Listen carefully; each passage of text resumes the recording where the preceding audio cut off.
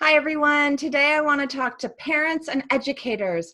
My name is Gretchen Wegner. I am an academic life coach, creator of the anti-boring approach to powerful studying, and today I'm somewhat of a sun dancer, right? I am committed to making these videos by the end of the day, even though the sun is setting and it's a little awkward.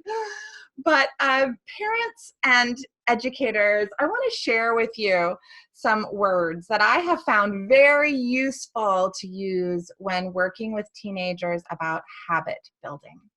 Because that's really what I do as an academic coach, right? We work on habits related to time management, to organization, to study skills, to self-advocacy, and to self-care. Those 5 things. And in the past, and even still sometimes today, when we establish a new habit, I use the word commit. Like, are you committing to work on this habit? But committing and work on are such words. And I've noticed that it's more fun for me to say, and it's also more fun for the students for us to use words like, why don't you play with this new habit this week? And then we'll check in when I see you next week. Or are you willing to experiment with whatever the new habit is we were talking about? Or even let's collect some data about this habit. Let's just notice what happens in your life when you try this habit for a period of 5 days or a week or whatever it is.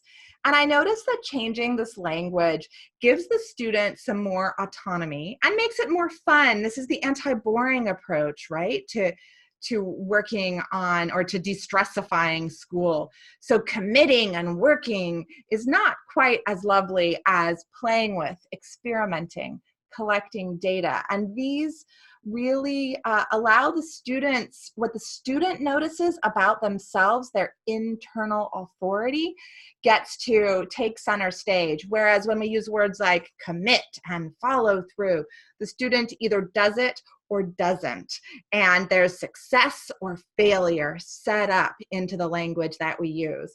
So I would like to ask you all to play with using these words, experiment with using these words instead of more finger shaking words with students. Perhaps collect some data about when you change your own language. How do you notice your kids or your clients, or your students, depending on who you are? How do you notice their own willingness to engage with you around these experiences, changes? Oh my goodness, I would love to hear some stories if you have them. Gretchen@gretchenwegner.com is where you can always find me. And there are lots more juicy tips like this in my course for educators and parents, The Art of Inspiring Students to Study Strategically. So there are links below to where you can find out more information about that. And as always, I'll be in your YouTube channel. Hopefully I won't be doing so much sun dancing again next time, but see you next week. Bye-bye.